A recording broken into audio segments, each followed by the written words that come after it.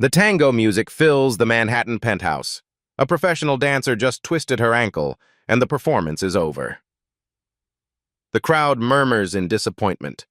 Harrison Blackwell grabs the microphone. His eyes land on a black woman refilling champagne glasses. "You there. Gray uniform." 200 guests turn. She freezes. "I saw you swaying to the music. Do you dance?" "Sir, I'm working." "That's not what I asked. Do you dance?" Her voice drops. "I used to. Long ago." He walks toward her, stands too close, speaks into the microphone for everyone to hear. "Perfect. If you dance this tango, I'll marry you." He pauses. "One dance, you go from serving drinks to sharing my bed. That's the American dream, isn't it?" Laughter spreads through the room. He pulls out a $20 bill, holds it high, then drops it at her feet. "Your tip in advance. Now pick it up and show us what you've got." Have you ever been humiliated for the work you do? This is what happened next. Her name is Elena Vasquez, and 6 hours ago she was scrubbing bathroom tiles in a midtown office building. That's what most people don't see when they look at someone in a uniform. They don't see the alarm that went off at 4:45 this morning in a studio apartment in Washington Heights. They don't see the 2 subway transfers in the dark, the coffee from a bodega that's more sugar than caffeine because it's cheaper that way. They don't see the extra pair of stockings in her bag because the one she's wearing will probably tear on a subway grate before the night is over. They see the uniform. That's all. Elena is 35 years old. She works for Elite Events NYC, a hospitality staffing company that sends people like her to serve people like the ones in this penthouse. Tonight's event is special. Triple overtime. A charity gala for some tech billionaire named Harrison Blackwell. The coordinator had been clear during the briefing. Blend in. Be invisible. Do not engage with guests unless they speak to you first. Do not make eye contact. Do not offer opinions. You are here to serve, not to exist. Elena nodded. She always nods. Nodding keeps you employed. The penthouse itself is something out of a magazine she'd never buy. 50 floors above Central Park, floor-to-ceiling windows that turn the city into a carpet of light. Crystal chandeliers that probably cost more than she makes in a year, maybe 5 years. The air smells like money. Expensive perfume. Orchids in crystal vases. The metallic tang of silver serving trays. Even the champagne smells expensive, like it's too good to actually drink. The orchestra sits in the corner playing Piazzolla. Libertango. She recognizes it instantly, the way you recognize a song from childhood. Her feet want to move. They always do it when there's tango music, but she keeps them still. Invisible people don't dance. Her uniform is gray polyester that doesn't breathe. It came from a supply closet and fits badly. Too tight in the shoulders, too loose in the waist. The shoes are half a size too small. They're the only pair left when she picked up her assignment this morning. By hour 3, her feet had started to swell. By hour 6, every step felt like walking on glass. There's a name tag pinned over her heart. Elena. Just the first name. Last names aren't necessary for people who refill drinks. She carries her mother's shoes in her work bag. Red suede tango heels, worn at the heels, wrapped carefully in tissue paper. She's carried them every day for 3 years since her mother died. She doesn't know why. They're impractical. They take up space. But leaving them at home feels like abandoning something sacred. Her mother used to say, "Mija, those shoes have more miles on them than most people's dreams." Elena was born in Buenos Aires. Her father, Miguel Vasquez, taught tango at a milonga in San Telmo.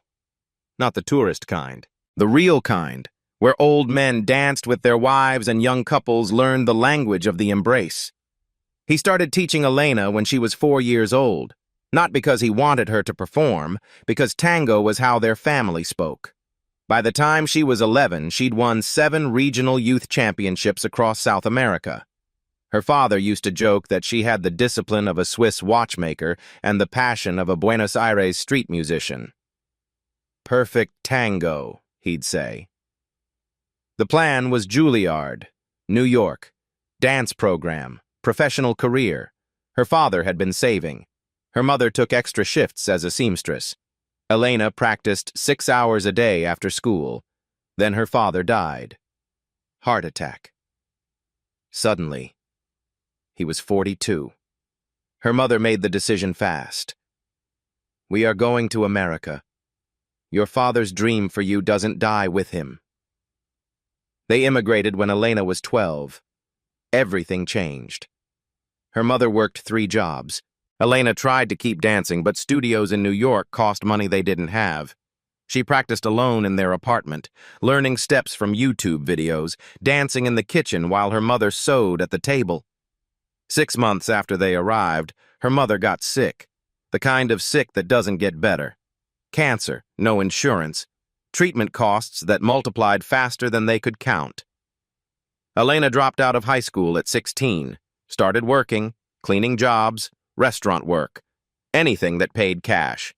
She told herself it was temporary, just until her mother got better. Her mother didn't get better.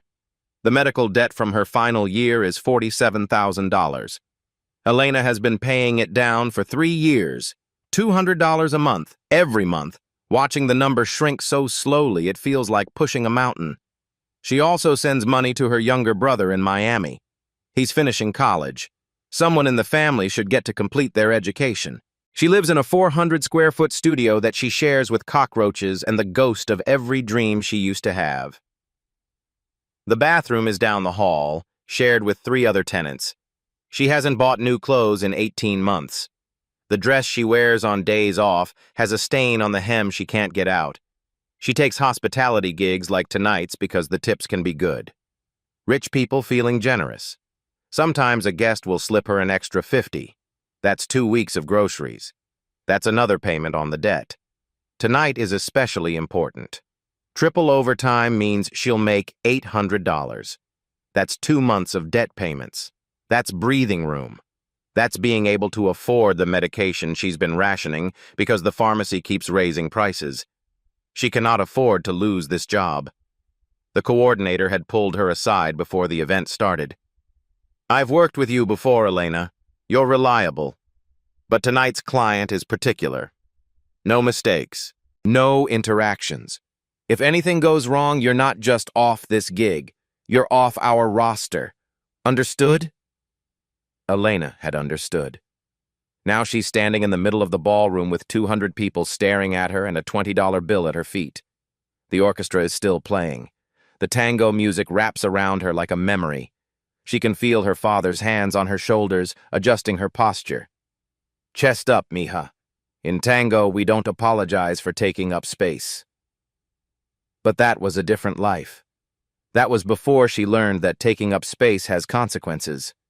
Her hands are shaking, not from fear, from calculation. If she refuses, Blackwell will be embarrassed.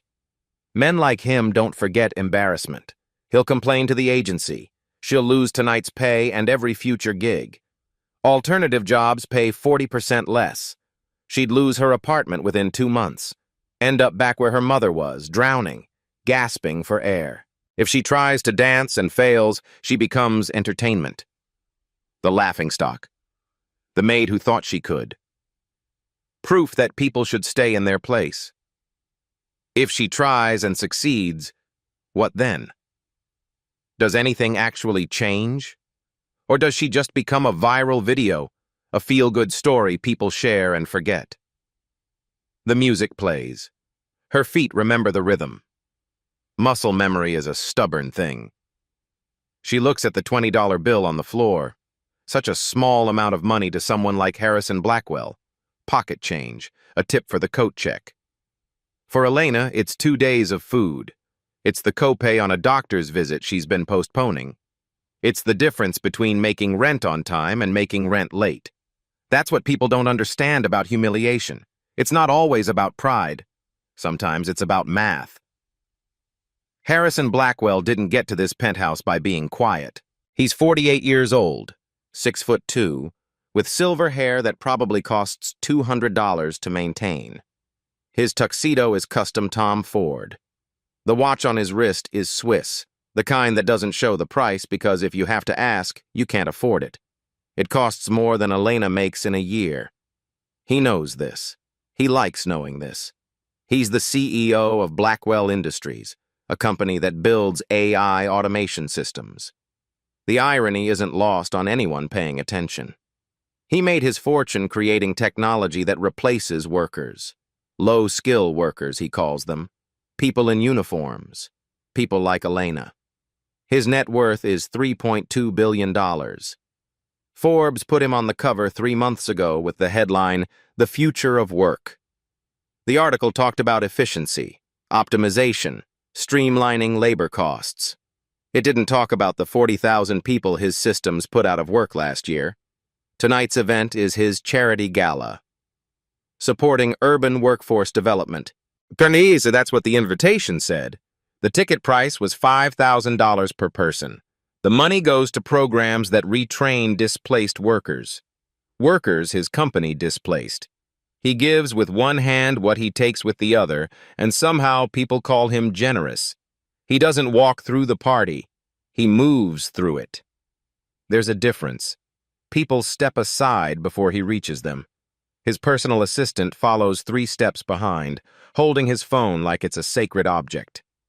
His PR manager circles the room, making sure every conversation goes well, every photo looks right. 2 bodyguards stand in opposite corners, invisible until they need to be visible. When Blackwell talks, he touches people. A hand on the shoulder, a grip on the arm. It's not friendly, it's territorial. This is my space. You're in it, because I allow it. His voice carries. He's used to being heard, used to people listening even when he's not saying anything worth hearing. Earlier in the evening, he'd snapped his fingers at Elena. Actual fingers, like calling a dog. When she came over, he'd called her sweetheart and asked if she spoke English. She'd responded in perfect, unaccented English. He looked surprised, then annoyed, like she'd broken some unspoken rule by being articulate. Throughout the night, he makes jokes. Casual observations, he calls them. We've automated manufacturing, maybe service is next, though I suppose some jobs require the human touch. He says this while looking directly at the catering staff. People laugh, the kind of laugh that's more about status than humor. He mispronounces Spanish names on the guest list. When someone corrects him, he laughs it off. These names, right? So complicated. He doesn't try to get them right. Trying would acknowledge that it matters. The people around him enable it. Charles Worthington, a board member who made his money in real estate, claps Blackwell on the back. Harrison tells it like it is. That's why we love him. A cluster of young tech entrepreneurs laugh at every comment, phones out, hoping to be noticed. They need his investment. They'll laugh at anything. But there's one person who doesn't laugh. Sophia Carter is 65 years old, a retired dance critic who spent 40 years reviewing performances for the New York Times. She's wearing a black dress that's elegant without trying. She's here because Blackwell's ex-wife asked her to come. They're old friends. She watches him from across the room with the kind of expression that suggests she's keeping score of everything wrong with this evening. When Blackwell makes another comment about the help, Sophia's jaw tightens. She doesn't say anything, not yet, but she's paying attention. The shift happens when the tango music starts. The orchestra begins playing Piazzolla, and something changes in Blackwell's face. His smile gets thinner. His hand grips his glass a little tighter. A guest leans over and mentions his ex-wife. Didn't Maria open a dance studio in Soho? I heard it's doing really well. Blackwell's expression goes flat. Dancers. All passion, no practicality. She couldn't balance a checkbook if her life depended on it. The comment is bitter, raw. It tells you everything you need to know. He met Maria in Buenos Aires on a business trip 12 years ago. She was performing at a milonga. He was mesmerized. Within 6 months, they were married. He thought he was buying into something exotic. sophisticated, a trophy wife with rhythm. What he didn't expect was that she had opinions, ambition, a career she wouldn't give up to make him comfortable. The divorce was finalized 8 months ago. She kept the studio. He kept everything else. In his mind, he won. But every time someone mentions her success, the wound reopens. Now, watching the professional tango dancers perform, his jaw clenches. When the female dancer twists her ankle and the performance ends early, he sees an opportunity. Not for art, for control. That's when he notices Elena near the service entrance.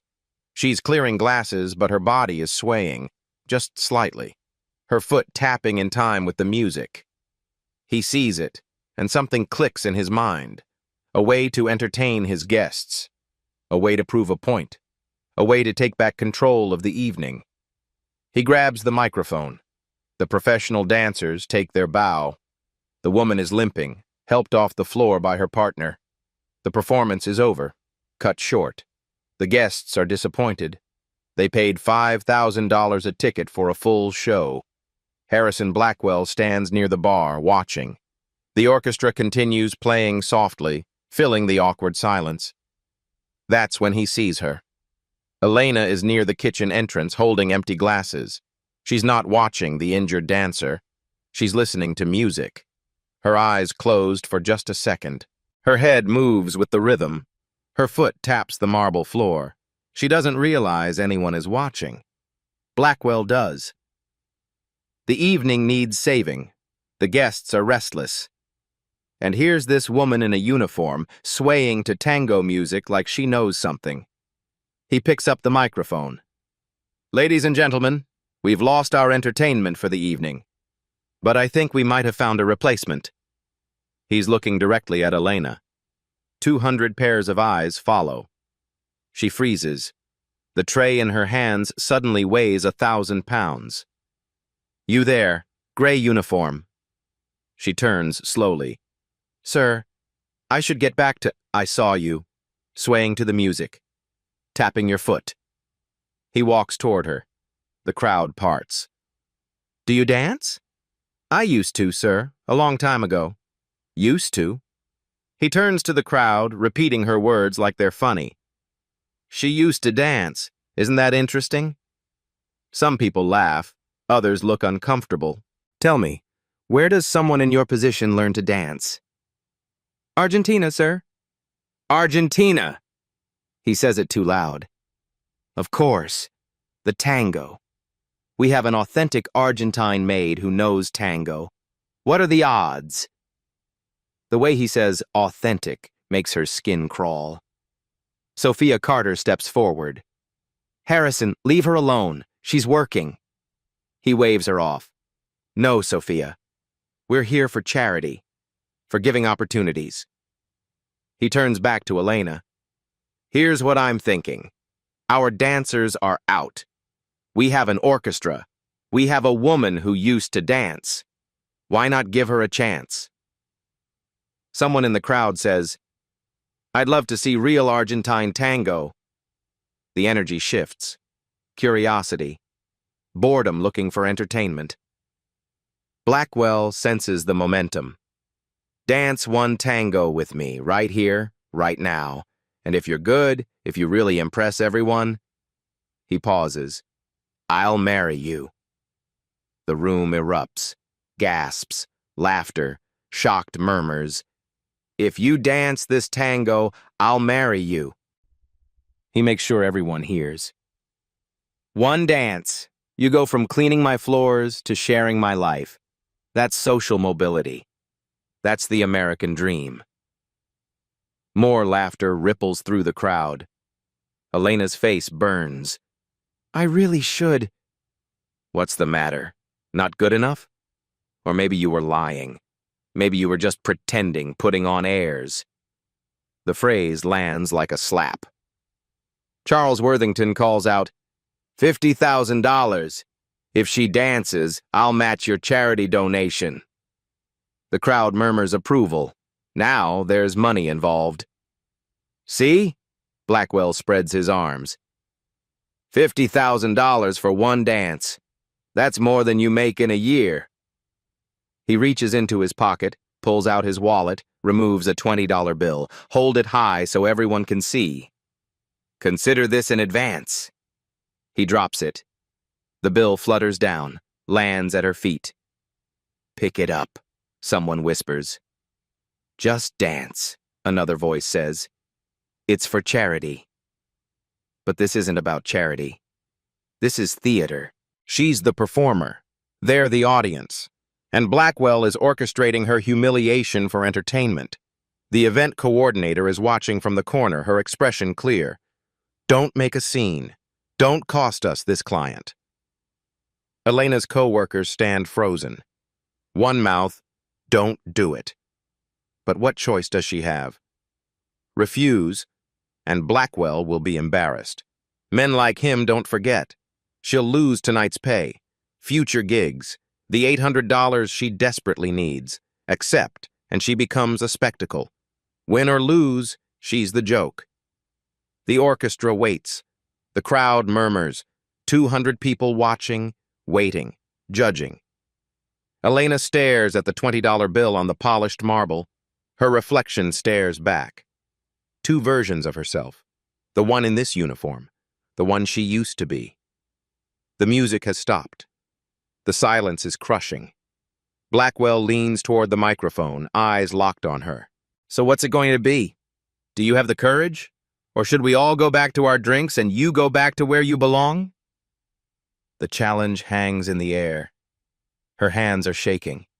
Not from fear, from calculation, from rage, from the weight of 19 years of dreams deferred and dignity compromised, from knowing that whatever she chooses, she loses. Unless. Time does strange things when you're standing at the edge of a decision that will change everything.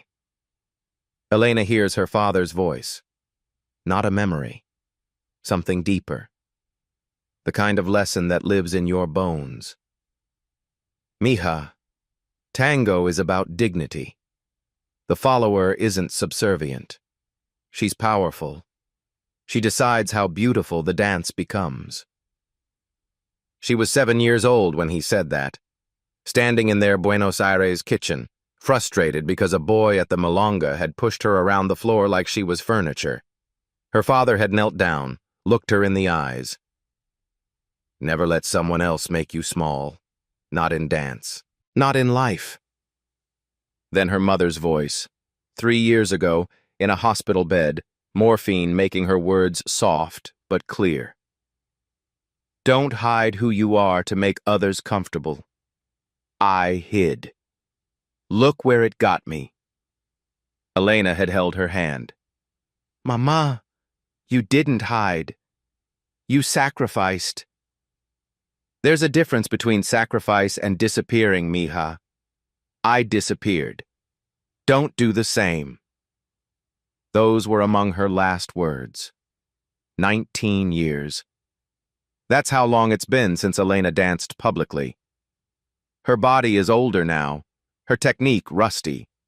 The girl who won 7 championships is buried under years of survival, exhaustion, compromise. If she fails, she confirms every prejudice in this room. She becomes the punchline. The maid who thought she was something more. If she succeeds, then what? Does anything actually change? Or does she just become a viral video people watch once and forget? But then she looks up. Sophia Carter is watching from the crowd. The retired dance critic gives a small nod. Not pity. Recognition. Like she sees something everyone else is missing. Near the kitchen entrance, Maria stands frozen. Her co-worker, her friend. Maria's face shows fear, the kind of fear that comes from a lifetime of learning to stay small, stay quiet, stay employed. Elena sees herself in that fear. And she makes a decision. Not for Harrison Blackwell. Not for the crowd. Not even for the $50,000 someone offered like she's a performing animal. For the girl she used to be. The one who danced because her body couldn't help it. The one who believed talent mattered more than circumstance. For her father, who taught her that dignity isn't given. It's claimed. For her mother, who told her not to disappear. Elena sets the tray down on a nearby table. Her hands don't shake anymore. Resolve has steadied them. She bends down, picks up the $20 bill, folds it precisely, once, twice, walks directly to Harrison Blackwell, holds it out. "Keep your money, Mr. Blackwell. I don't perform for tips." Her voice is quiet, but it carries. The room goes silent. "But I'll dance. Not for you. For everyone who's been told their dreams don't match their station." Gasps ripple through the crowd. Blackwell's smirk falters for half a second. Returns. Brave. Foolish, but brave. Elena reaches into her work bag, pulls out a tissue-wrapped bundle, unwraps it slowly, deliberately. Red suede tango shoes. Women in the crowd gasp. They recognize real dance shoes when they see them. Worn leather, shaped by hours of practice. These aren't costume pieces, these are the real thing. Elena removes her ugly work shoes, slips on the red heels. They fit like memory, like coming home. She walks toward the orchestra leader. "Do you know La Comparsita?" He looks surprised. "Yes, the full version?" "The full version, no cuts." He nods slowly, respect in his eyes. Elena turns back to face Blackwell. "You'll need a partner. Or do CEOs not know how to follow a lead?"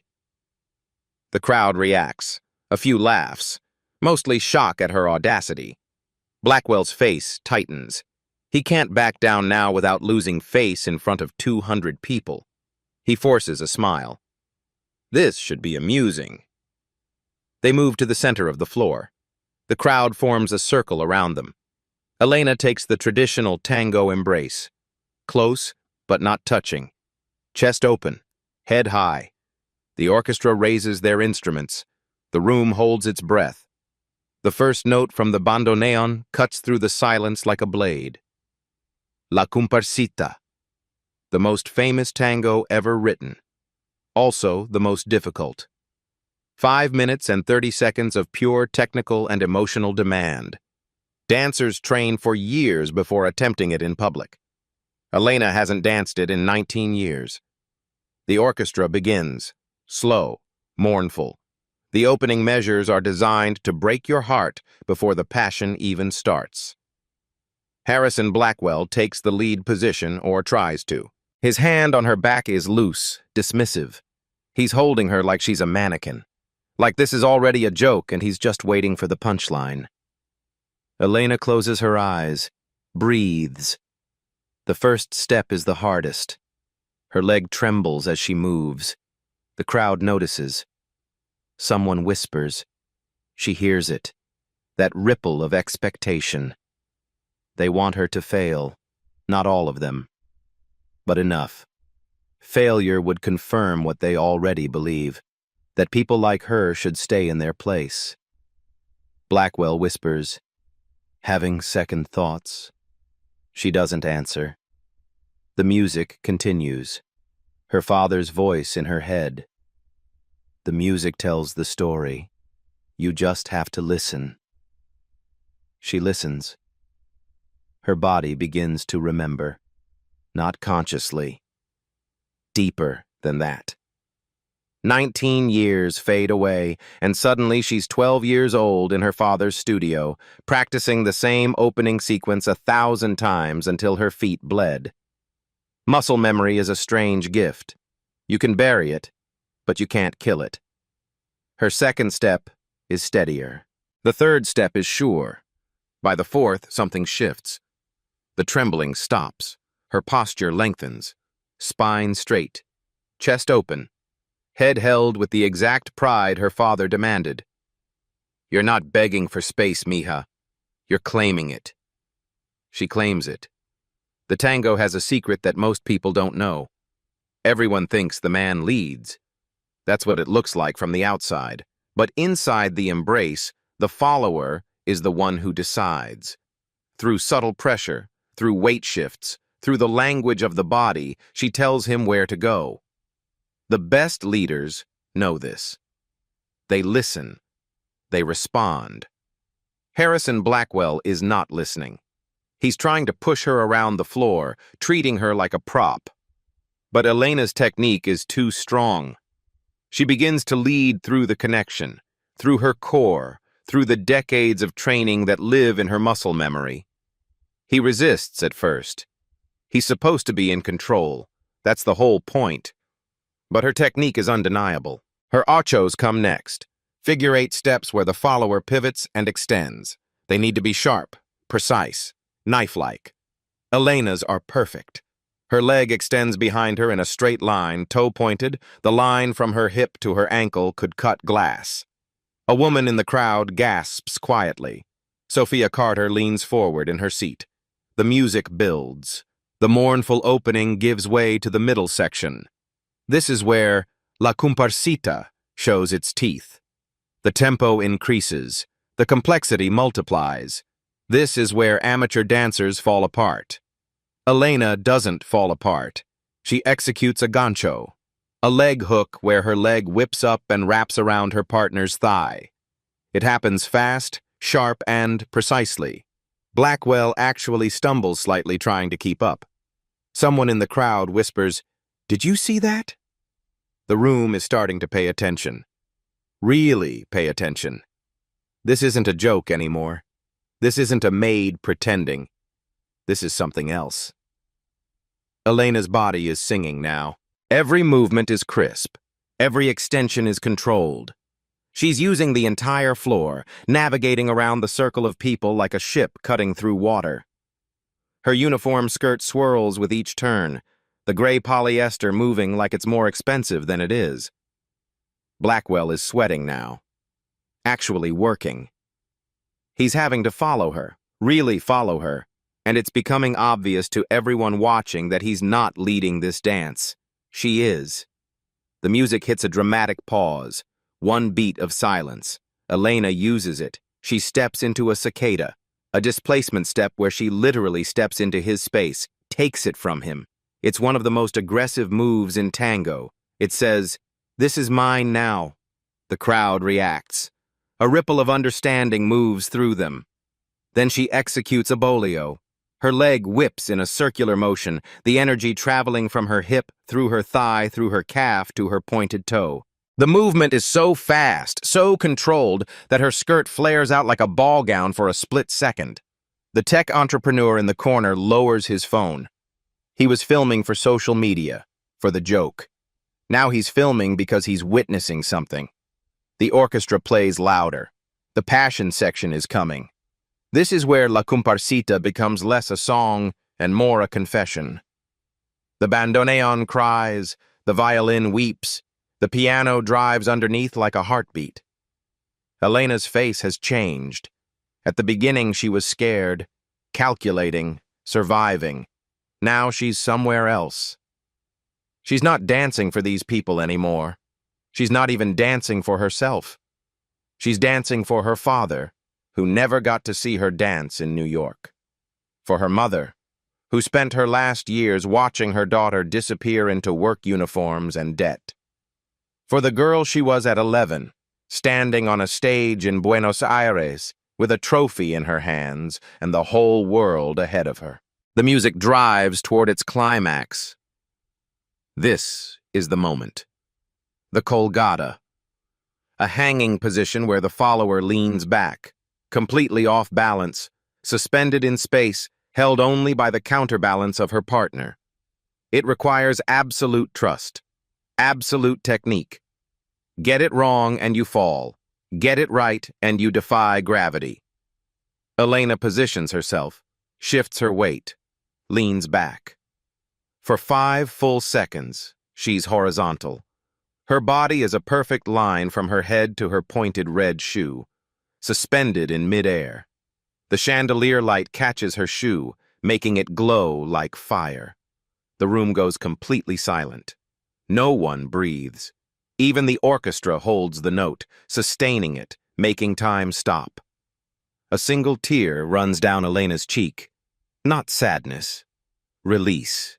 The kind of crying you do when something that was locked inside you finally breaks free. Blackwell's face shows something he wasn't expecting. Effort. Surprise. Maybe even respect, though he'd never admit it. Then the music explodes. The final section of La Comparsita is fire. It's passion. It's controlled chaos. The tempo accelerates. The emotional intensity multiplies. This is where championship dancers prove themselves. Elena proves herself.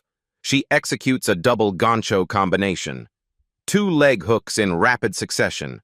Her leg wrapping around his, then switching, then wrapping again. The precision required is extraordinary. The timing has to be perfect. Miss by a fraction of a second, and it falls apart. She doesn't miss. She flows directly into a volcata, an off-axis lean where she's nearly falling, held up only by his counterweight. But she controls it. She decides when to lean, how far, when to recover. He's just trying to keep up. The crowd isn't pretending anymore. Phones are out.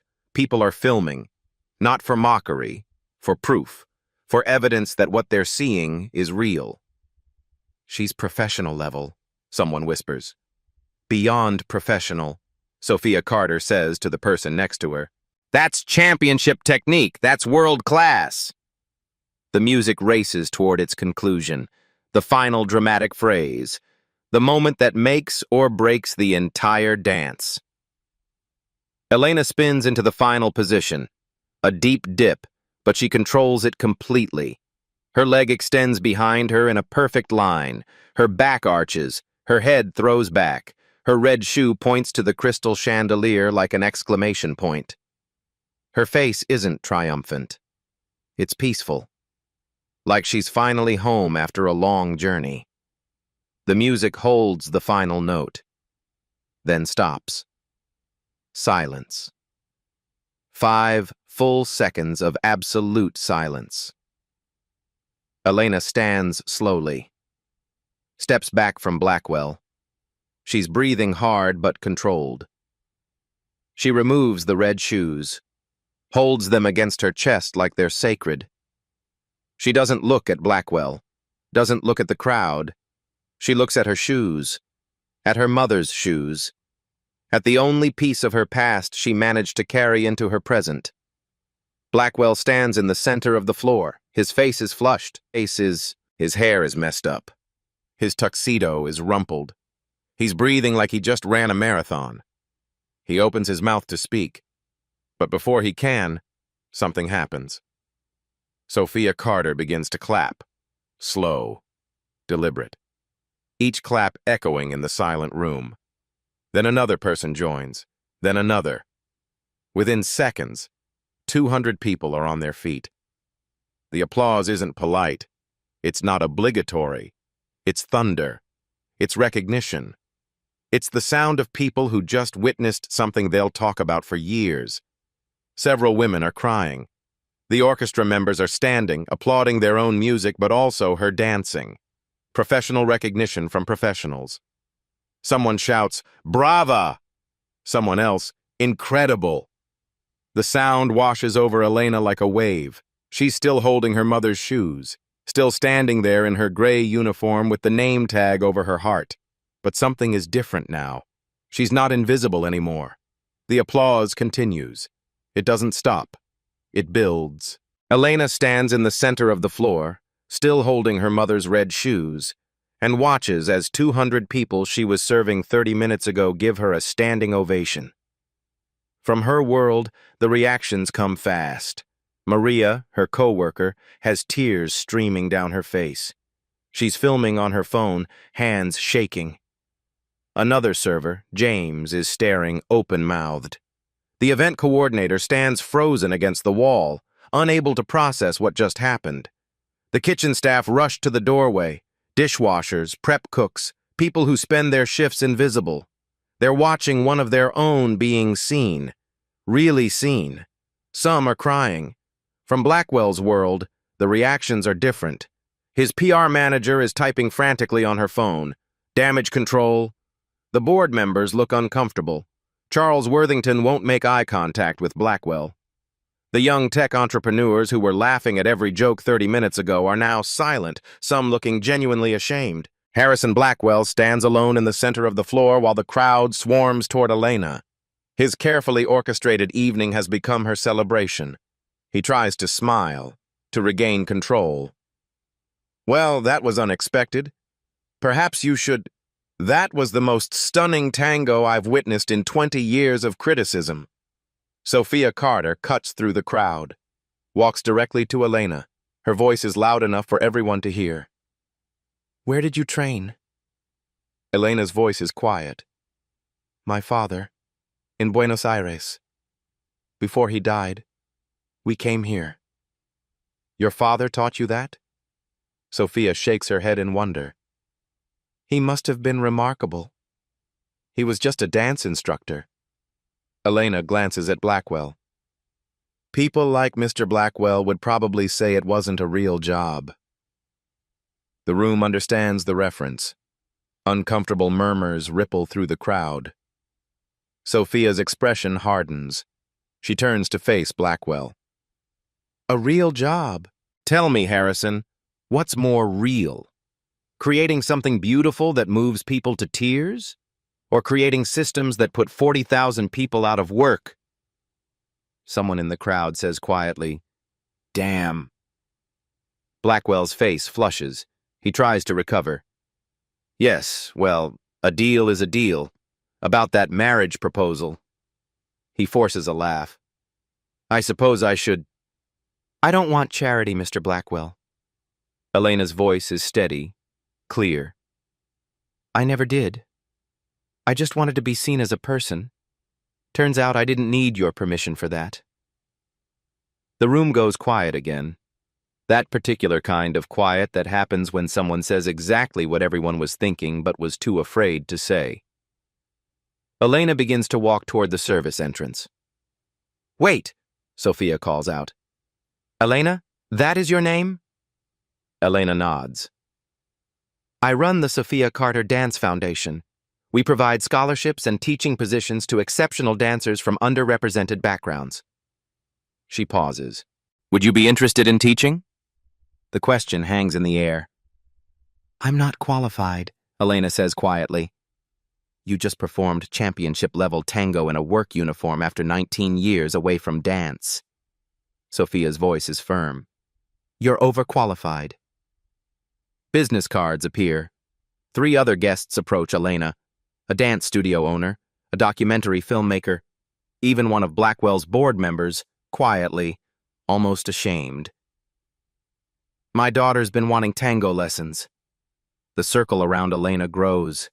Questions, opportunities, recognition. Harrison Blackwell stands 15 feet away, alone. His charity gala has become someone else's triumph.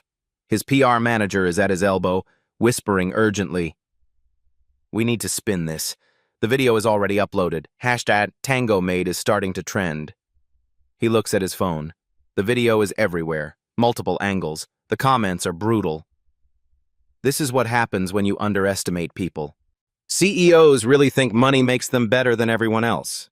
She destroyed him with grace. That's the real power move. Charles Worthington approaches, touches his arm. "Harrison, I think you might have made a mistake tonight." Blackwell doesn't answer. He watches Elena surrounded by people, smiling, taking business cards, her gray uniform somehow looking less gray in this moment. He's lost control of the narrative completely, and everyone in the room knows it. 2 in the morning. Elena sits on the subway heading uptown, still in her gray uniform, red tango shoes in her lap. Her phone won't stop buzzing. The video has 4.2 million views and climbing, but that's not what she's feeling. She's feeling light, like she's been carrying weight for 19 years and finally set it down. A text from Sophia Carter. "Call me tomorrow. Let's talk about that teaching position. I'm serious." A text from Maria, her co-worker. "You made me brave. I signed up for that writing class I've been afraid to take. Thank you." That last one makes her cry. She didn't dance for them. She danced for the girl she'd been. To tell her, I didn't forget you. The next morning, interview requests flood in. 17 by noon. She declines all but one. A small podcast run by immigrants telling their stories. That one feels right. The video keeps spreading. Comments pour in from around the world. I'm a janitor who used to paint. This made me cry. I gave up violin to work retail.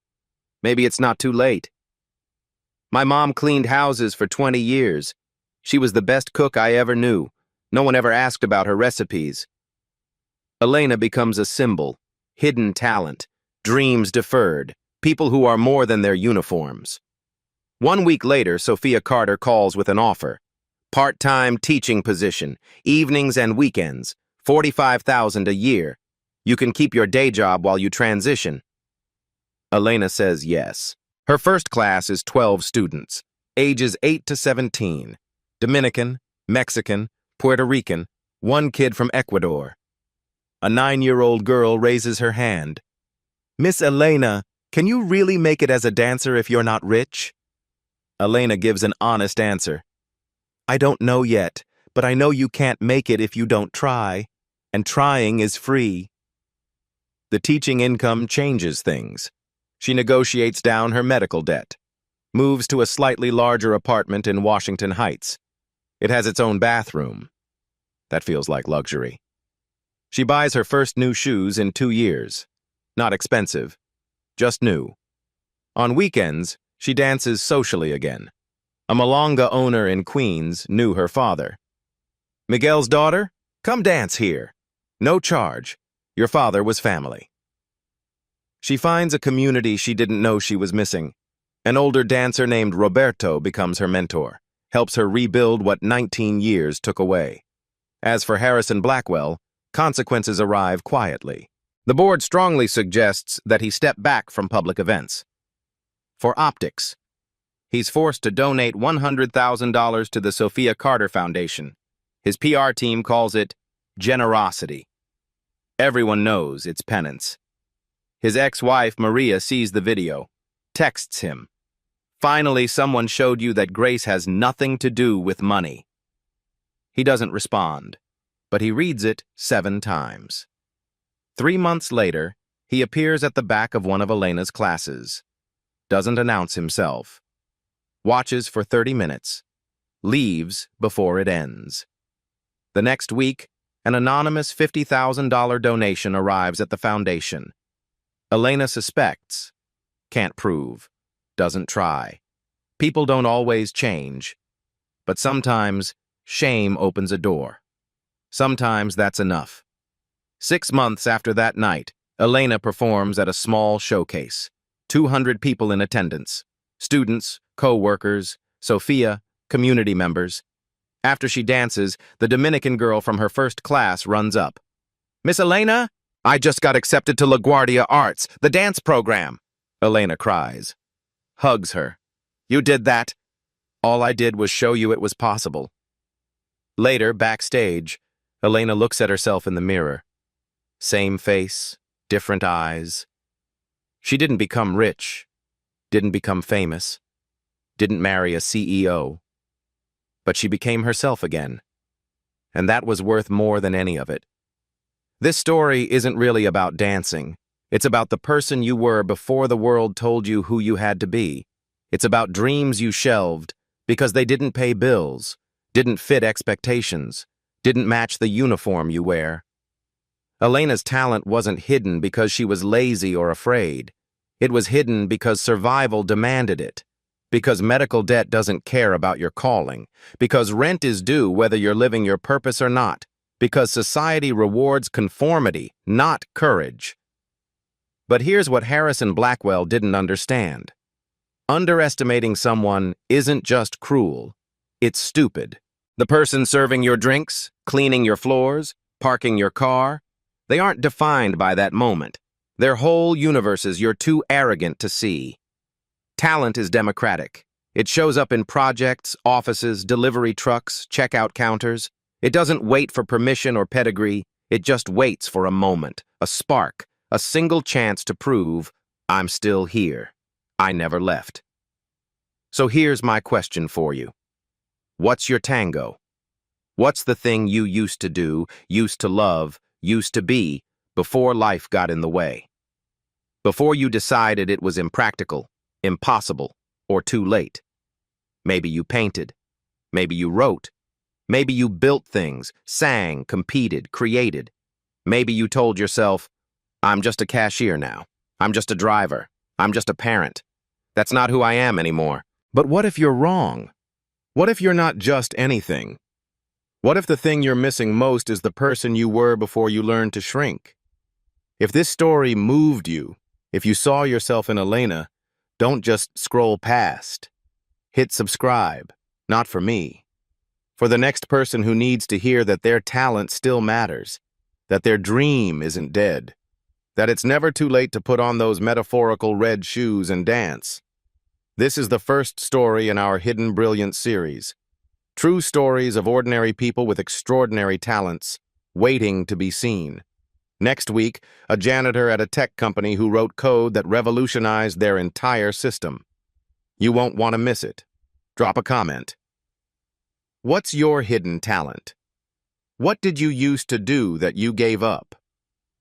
Let's build a community of people who refuse to stay small. And if you know someone who needs to hear this, who's forgotten who they are, share this video, tag them, remind them it's not too late, it never is. Ever hit that bell. The next story drops in 7 days. Trust me, you won't want to miss what's coming. Your worth was never up for debate.